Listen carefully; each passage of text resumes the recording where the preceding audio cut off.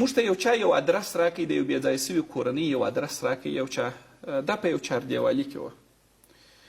دوی په دا چاردیوالي کې زه فکر کوم چې د بادغیس ولایت و که د غور ولایت دغه اوس موږ دوامداره مرسته دغه کورنۍ سره کوو. موږ ولاړلو، دروازه مو ورته ټک ټک کړل، دروازه مو ورته ټک ټک کړله.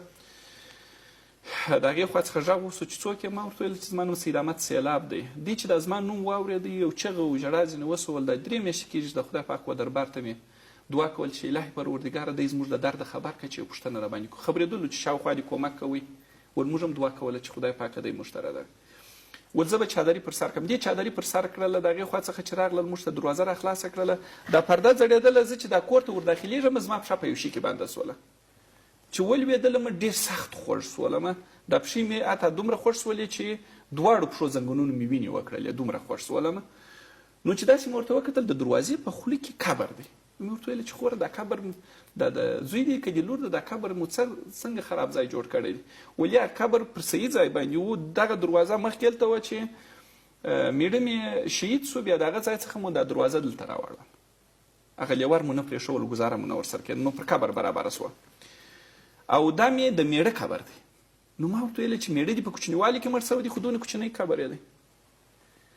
داسې مې یو دغه راڅخه وسوله، د چا خبره بې نزاکتي یې بوله، بې تربیګي یې بولې، خو دغسې یو شی راڅخه دغه سوله. چون هلته درد مو، اعصاب مې نارام و، او دلته مې دا قبر هم ولیدی چې د دروازې په خوله کې جوړ سوی دی. دې یو ډېره دردونکې کیسه راته وکړل. سهار وختې مې میړه تللی و، 6 میاشتې کېږي چې اولاد مې پیدا سوی و. په دا 6 میاشتې کې ما په غوښو څاکه نه وه کړې، په غوړو مې څاکه نه وه کړې. میړه مې راته ویله چې د یو ډېر مهربان تجار سره مې روزانه ده، د هغې خوا چې راځم اما ماته روزانه راکړي ام بخششي راکړي. نو د ظالم لوري یو چاریاک لرې درته راوړم، داسې کمبل چې ورته یو چاریاک لرې راوړم، نیمن پټاټې درته راوړم، یوه ډبه غوړي درته راوړم، تر دغه ځایه پورې ځان په موړ کړه. دی ووته، 2 ساعته وروسته دروازه وټکېدل. زوی مې ورواستوي، 15 کلن زوی مې ورواستوي. د هغې خوا مې زوی پورته پورته غورځي. و یو کاکا راغلی دی، دونه غوښې موږ ته راوړي دي. زه هم خوشحاله سوم، دا د غوښو بوی راسه وموښتي. 6 میاشتې کېږي اولاد مې پیدا سوی، زوی مې پیدا سوی، ول غوښو مې څاکه نه وکړ.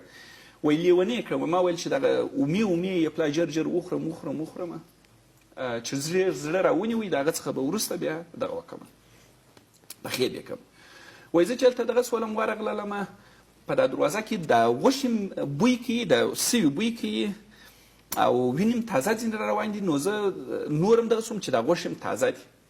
وایي د اخوا څخه غږ را باندې وسو، راته ویې ویل چې خوره تسلیت درته وایم، خدای دې غر کې رحمت وګرځوي، میړه دې شهید سو. وایي زه دغه کوم چې ماته ویلې چې نیمن کچالو درته راوړم، غوړي درته راوړم، دا څه رقم کار وسو؟ وایي چې د چهرې ته مې وکتله، دی هم زخمي و. وایي دی ویله چې دی در سړک واوښتی، زه د سړک پر دې غاړه باندې پاته سولم. نو پر دغه خطر دی پر انتحاري باندې برابر سو.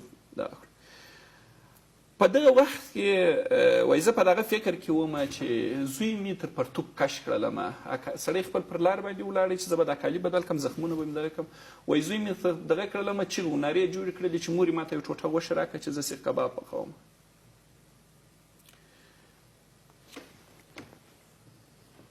جبرائیل صاحب موږ په ډېر دردونکي ځورونکي حالت کې کاکه دغه ډول حالات مخه ونه نیول شي سیلاب صاحب، تاسو فکر وکړئ چې له دې نه بدتر حالات، یعنې په داسې یو حالت کې چې پلار د خپل زوی د خپل پلار د غوښو څخه سیخ کباب غواړي، هغه په دې باندې نه دی خبر چې په دغه پټو کې چې دا کومې غوښې پرتې دي دا زما د پلار غوښې دي، هغه په دې باندې نه دی خبر. بیا دا کیسه پر دغه ځای باندې هم نه ختمېږي چې بیا قرضداران ورته راځي. قرضداران یو 6 کلنه لور د دغه کونډې، هغه په قرض کې ځي. یعنې موږ دومره ظالمان خلک یو، دومره ظالمان یو چې زه فکر کوم چې د مځکې پر سر باندې به دومره ظالمان یو. هر څه چې نن زموږ ته راپېښ هم ده زموږ د کردار، گفتارو، اعمالو د دې نتیجه ده. د دغه هر څه بې ځایه سوي ډېر اسانه